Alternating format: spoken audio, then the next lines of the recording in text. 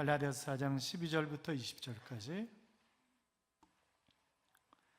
갈라디아서 4장 12절부터 20절까지입니다. 찾으셨으면 아멘. 못 찾은 분들은 화면 보시도록 그렇게 하겠습니다. 교동합니다. 제가 12절 있습니다. 형제들아, 내가 너희와 같이 되었은즉 너희도 나와 같이 되기를 구하노라. 너희가 내게 해롭게 하지 아니하였느니라.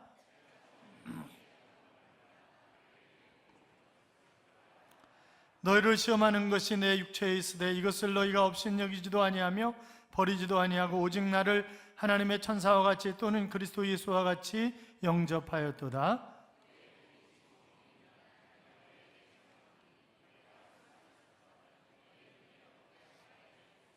그런즉 내가 너희에게 참된 말을 함으로 원수가 되었느냐?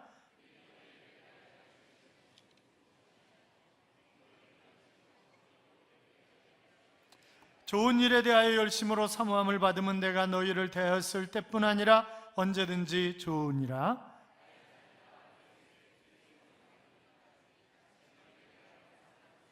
같이요. 내가 이제라도 너희와 함께 있어 내 음성을 높이려 하면 너희에 대하여 의욕이 있음이라.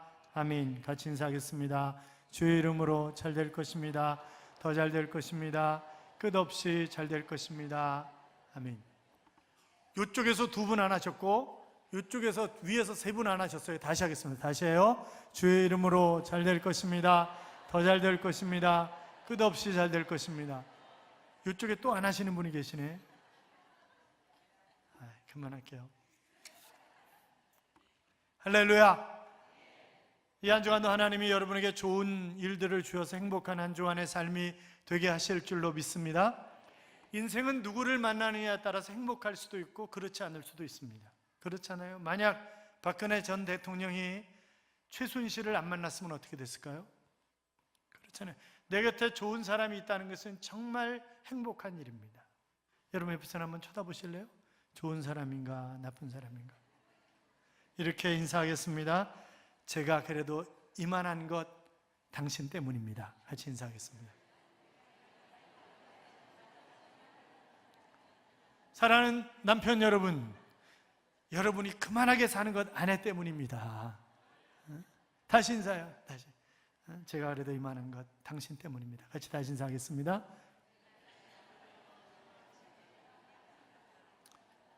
그러면 여자분들은 거렁거렁 이러면 안 되잖아요. 여보 당신 정말 고생 많았어요. 이렇게 얘기를 해줘야지. 학생들이 가장 좋아하는 스카이 대학에 들어가면 정말 행복할 것 같지만 그러나 거기에도 컴플렉스가 있고 갈등이 있습니다. 여러분 그거 아세요? 그 전에 나왔던데 학교가 좋을수록 정신병 환자가 많다는 거예요. 그래서 서울대 재학생 중에 50% 이상이 정신에 문제가 있다, 그런 기사를 읽어본 적도 있습니다만 꼭 좋은 건 아니죠. 대기업에 취업하면 굉장히 좋을 것 같아서 취업했는데 1년에 29.4%가 이직을 합니다. 결혼하면 정말 행복할 것 같았는데 여러분 결혼은 뭐예요? 허니문이에요. 한 달이에요. 한 달. 한 달이야. 행복한 거 한 달이야. 그래도 하라고 그러셨으니까 하는 거예요. 그러니까 그냥 그러려니, 그리고 주님처럼 섬기고 내 몸처럼 사랑하고 그렇게 살아가는 거예요. 그냥. 여러분 갈등이 없어요? 부부 간에 갈등이 있어요. 부모와 자식 간에도 갈등이 있어요. 그렇잖아요? 교회는 어때요? 교회는 갈등이 없나요? 여러분 지구상에 있는 모든 교회는 다 갈등이 있어요. 갈등 없는 교회는 없어요. 왜 그래요? 다 죄인들이 모여있기 때문에 그래요. 겉으로 보기에는 양복도 입고 있고 뭐 멀쩡해 보이지만 역시 마찬가지죠. 저도 얼마나 더럽고 추악한 인간인지 몰라요. 다 죄인들이 모였기 때문에 고만고만하고 도토리 키재기고, 그래서 교회도 문제가 있어요. 교회 자체가 문제가 있는 것이 아니라 성령에 문제가 있는 것이 아니라 성령이 우리를 잘못 인도하시는 것이 아니라 우리가 죄인이기 때문에 나 때문에 문제가 되는 거예요. 나 때문에. 그렇잖아요? 왜 인간이 모여있는 곳에 항상 갈등이 있습니까? 그것은 우리 모두가 불완전하기 때문에 그렇습니다. 여러분 교회도 마찬가지잖아요. 처음 새로 오면 어서 오시라고 반갑다고 막 천사같이 막 맞이한다고요. 그러다 조금 지나면요 갈등이 생겨요. 이런저런 일을 하면서 마찰이 생기고 갈등이 생기고, 그것이 교회 생활이에요. 왜? 우리 모두가 다 불완전하잖아요. 완전한 인간이 아니라고요. 또 교회는 정말 다양한 사람들, 가진 것과 가지지 못한 사람, 배운 사람과 배우지 못한 사람, 직업도 천차만별이고 나이도 천차만별이고 그렇잖아요. 여러분, 얼굴도 다 다르잖아요. 쌍둥이도 다르다고. 다 달라요. 얼굴도 다르고 다 다르잖아요. 아무리 내 얼굴이 호박같이 생겼다 할지라도 똑같은 거 둘은 없어요. 그렇지 않습니까? 옥돌매 같은 사람은 없다고요. 누가 인터넷에 또 호박 시리즈를 써놨더라고요. 호박을 한 글자로 줄이면 너, 너를 얻고 뛰면 호박설이. 그렇잖아요. 내 얼굴에 결안을 풀면 호박전. 맞죠? 머리 따는 한 친구에게 하는 말이, 야, 요즘도 호박도 포장하냐? 그렇게 묻는다잖아요. 내가 호박밭에서 사진을 찍으면 뭘까요? 가족 사진. 내가 호박을 들고 다니면 쌍둥이. 그렇잖아요. 내가 호박을 따면 타살이고 네가 호박을 따면요 자살이고. 그거는 그렇잖아요. 얼굴에 뜨거운 수건으로 찜질을 하면 호박찜. 얼굴이 넓적한 사람은 식용호박. 호박밭에서 호박을 따는 것은 이상가족 찾기. 내가 입고 있는 옷은 호박잎. 이렇게 이제 써놨더라고요. 기분 나빠할 필요는 없어요. 미국 컬럼비아 대학의 MBA 과정에서 과연 어떻게 해야 CEO가 될 수 있는가 그랬더니 85%가 인간관계 그리고 함께 공감할 수 있는 능력, 이런 것이 있어야 CEO가 될 수 있다, 그렇게 얘기를 했는데, 그건 삼성그룹에서 조사한 것도 똑같이 85%가 그렇습니다.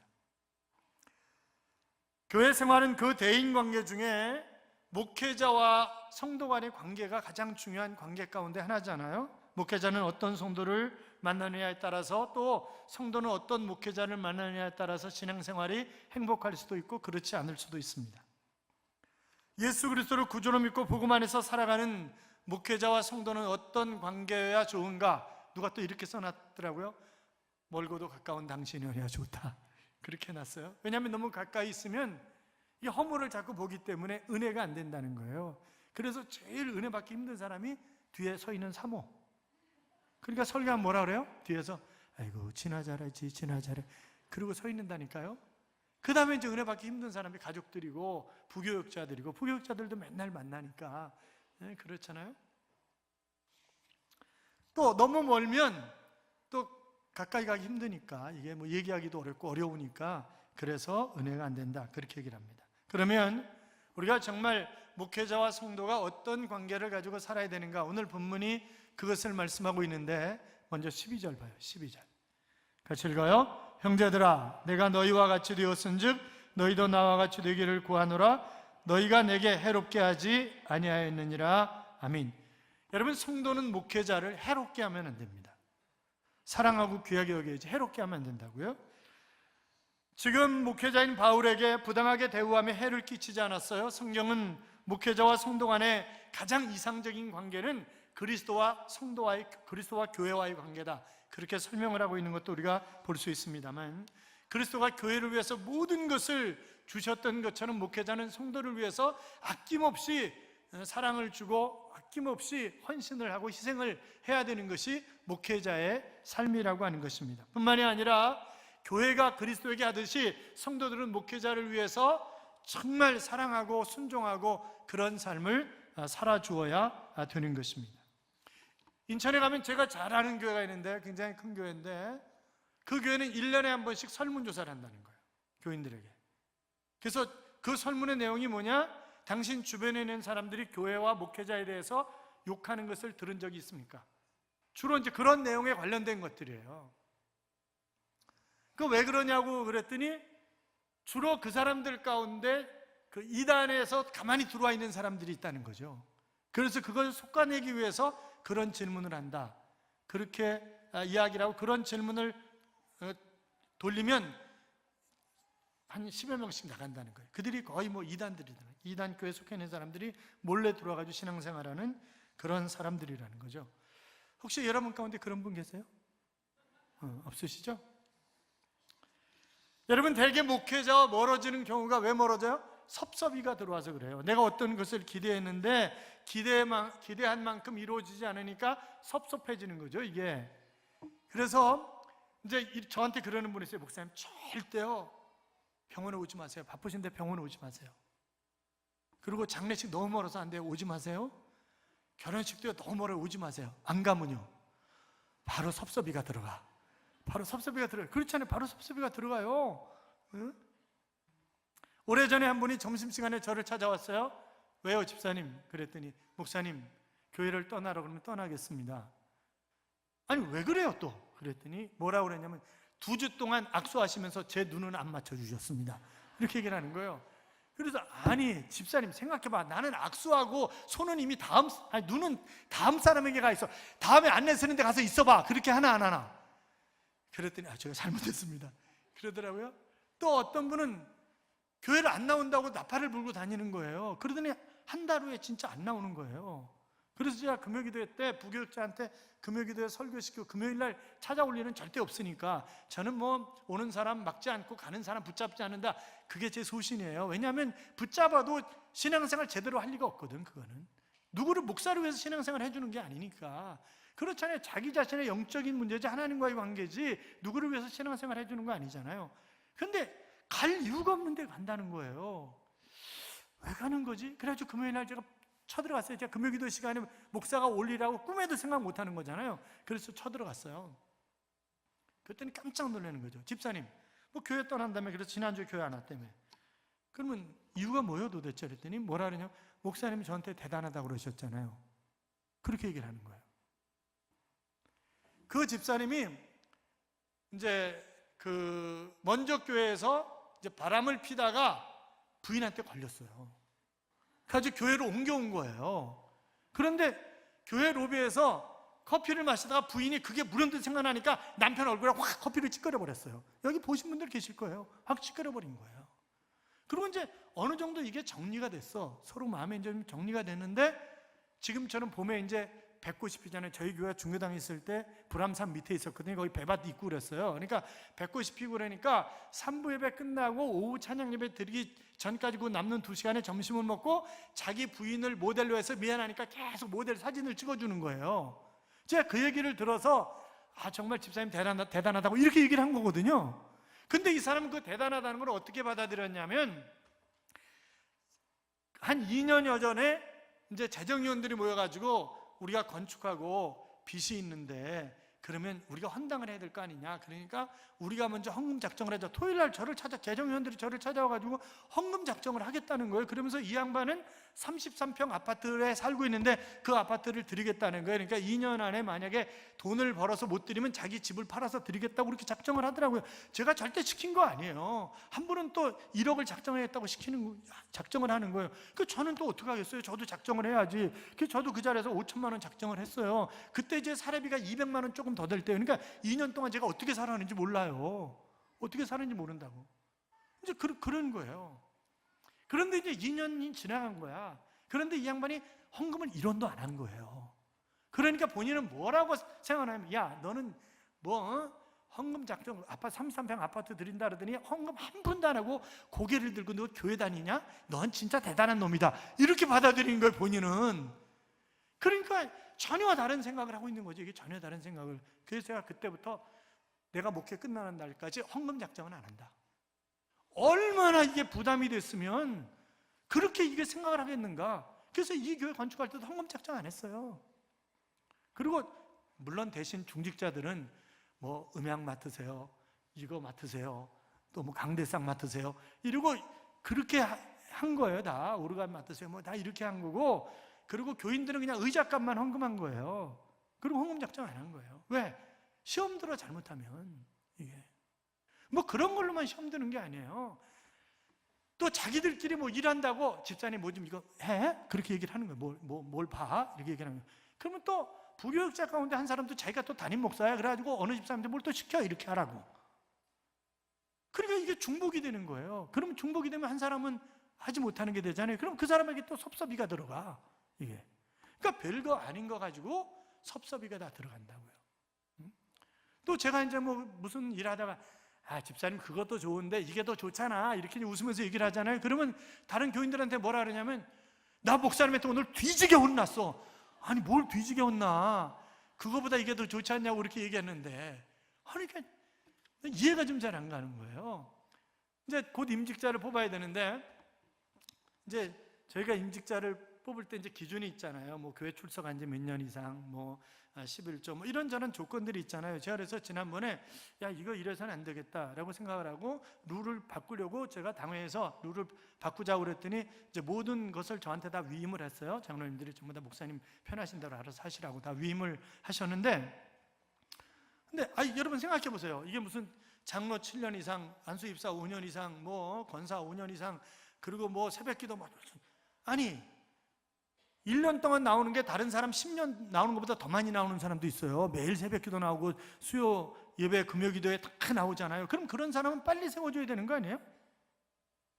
그리고 뭐 오전 예배만 드리고 가는 사람은 좀 늦게 세워줘도 되는 거잖아요. 그거는 오전 예배만 나오는 사람들도 얼굴이 시커매지네.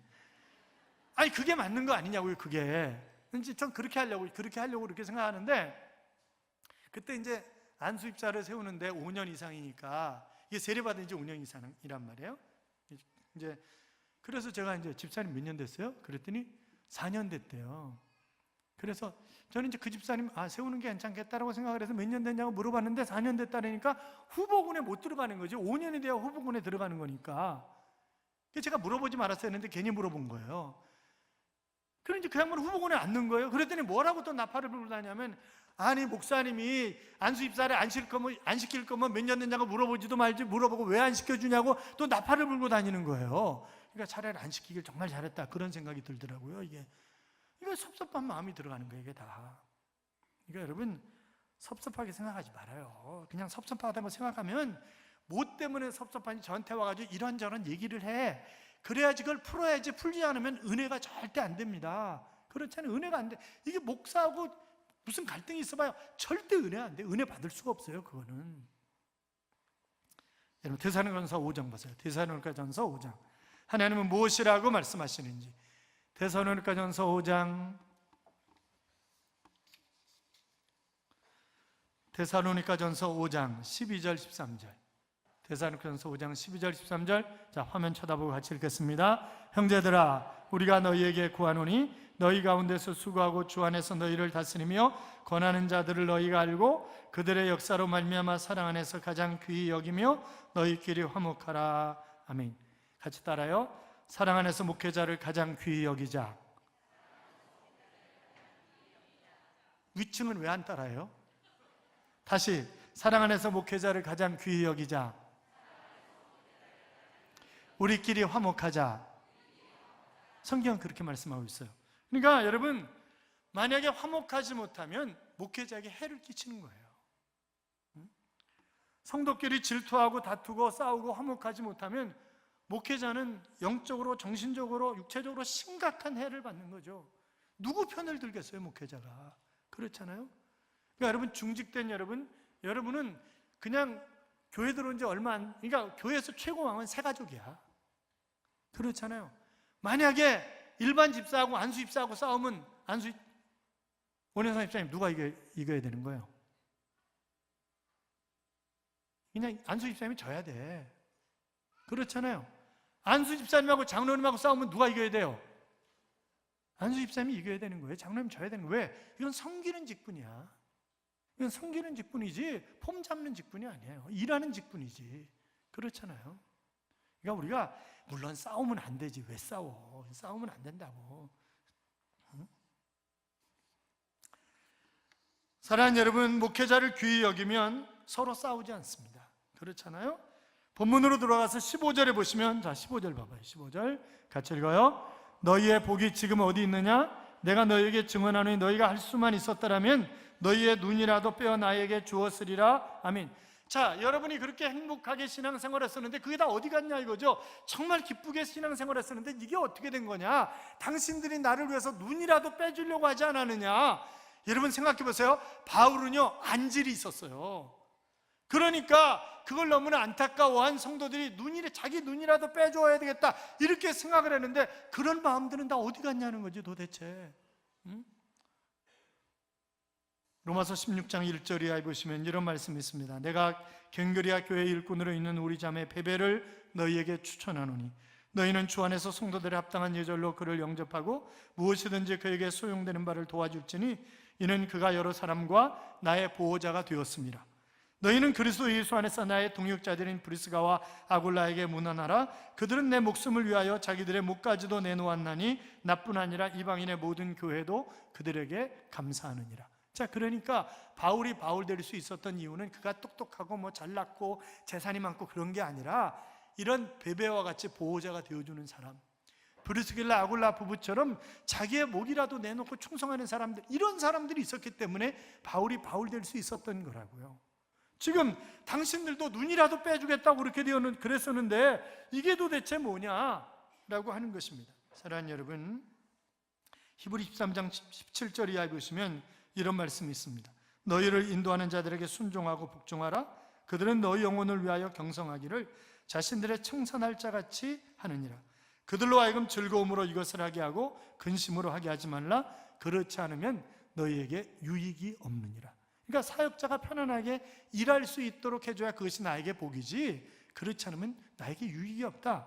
역대하 20장 20절에서는 그의 선지자들을 신뢰하라. 그리하면 형통하리라. 내가 형통한 비결이 뭐냐? 사역자들이 마음껏 일할 수 있도록 해주는 것이 내가 형통하는 비결이다. 성경 그런 말씀들을 수없이 많이 하고 있어요.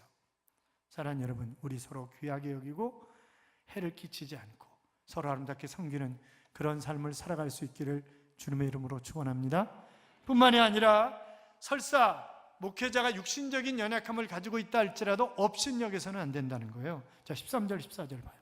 13절 14절 같이 읽어요. 내가 처음에 육체의 약함으로 말미암아 너희에게 복음을 전하는 것을 너희가 아는 바라. 너희를 시험하는 것이 내 육체에 있으되 이것을 너희가 업신여기지도 아니하였으며 버리지도 아니하였고 오직 나를 하나님의 천사와 같이 또는 그리스도 예수와 같이 영접하였도다. 아멘. 여러분 보세요. 여기 업신여겼다라고 하는 말은 침을 뱉지 않았다, 그런 말입니다. 그러니까 그 당시에 길을 가다가 간질 환자가 쓰러져가지고 확 거품을 내고 간질을 하잖아요. 그러면 침을 뱉는 거예요. 왜? 저 더러운 귀신이 들어가서 저런 것인데 그 귀신이 내게 오지 말라고 침을 뱉었습니다. 그런데 바울도 간질 환자였었는 말이에요. 그래가지고 막 거품을 물고 막 그래도 너희가 나에게 침 뱉지 않았지 않냐, 그리고 천사와 같이 예수님처럼 영접한 너희 아니냐 하는 그런 이야기를 하고 있는 것입니다. 여러분, 바울이 인간적인 약점이 많았어요. 질병에 관한, 그래서 움직이는 종합병원이다라고 얘기할 정도로 그는 병이 많은 사람입니다.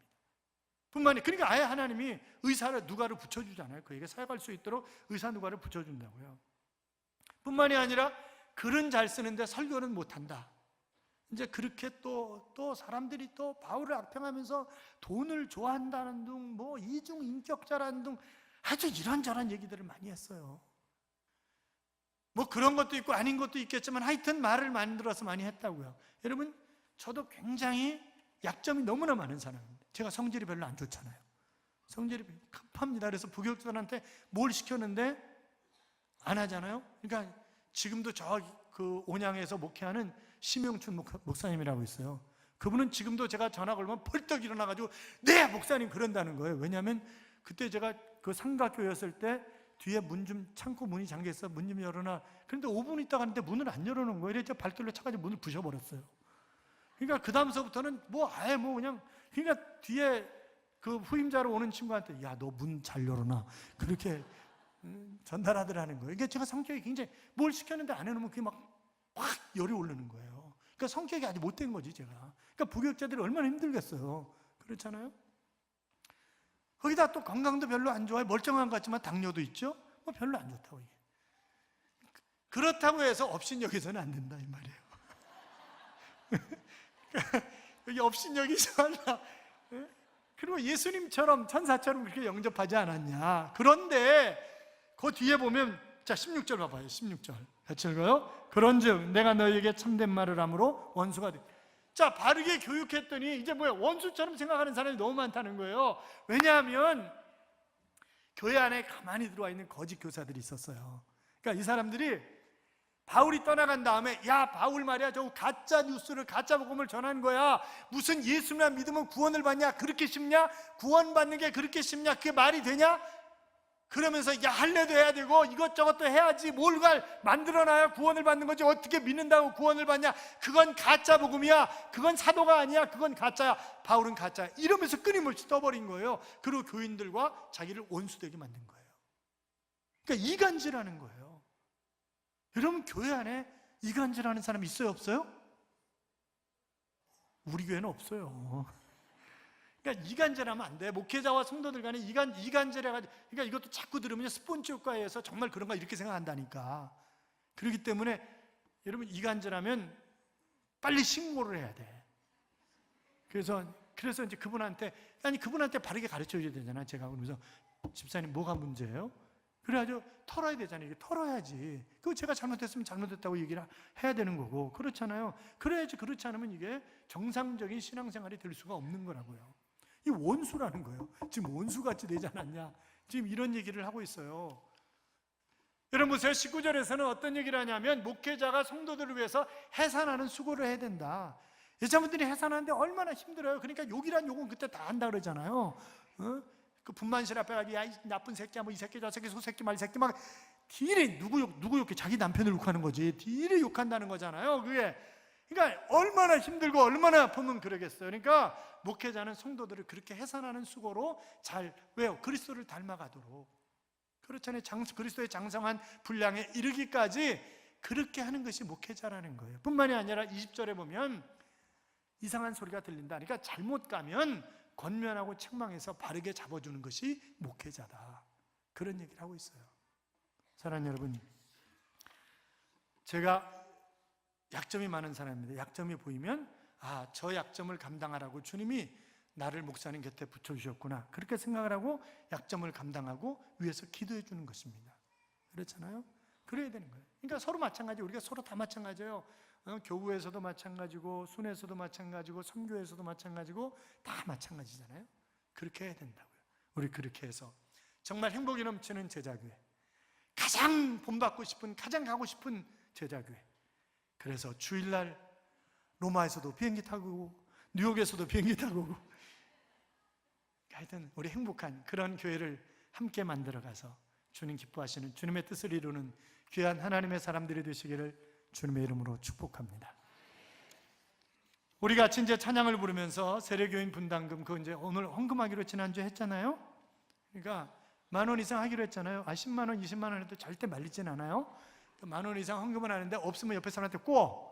알았죠? 옆에 사람한테 꿔요. 오직 주의 사랑에 매여 내 영 기뻐 노래합니다.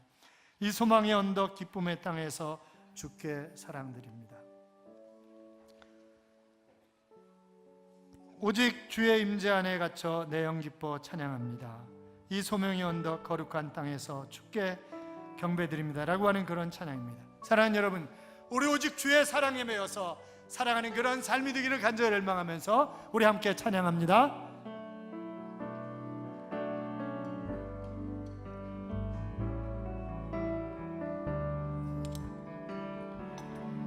오직 주의 사랑에 매여 내 영 기뻐 노래합니다. 이 소망의 언덕 기쁨의 땅에서 주께 사랑드립니다. 오직 주의 임재 안에 갇혀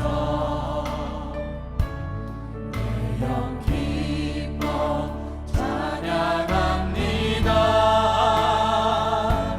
이 소망의 언덕 거룩한 땅에서 주께 경배드립니다. 주께서 주신 모든 은혜 나는 말할 수 없네. 내 영혼 즐거이 주 따르렵니다. 주께 내 삶 드립니다. 다시 한번 부릅니다.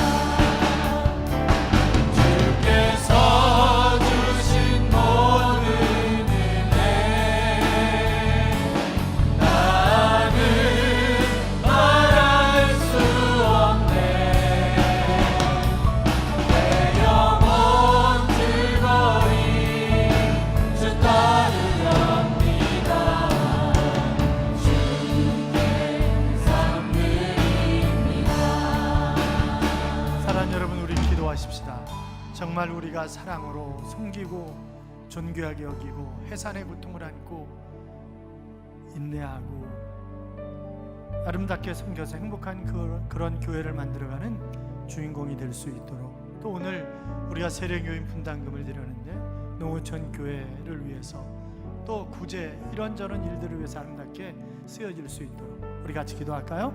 살아계신 하나님 아버지,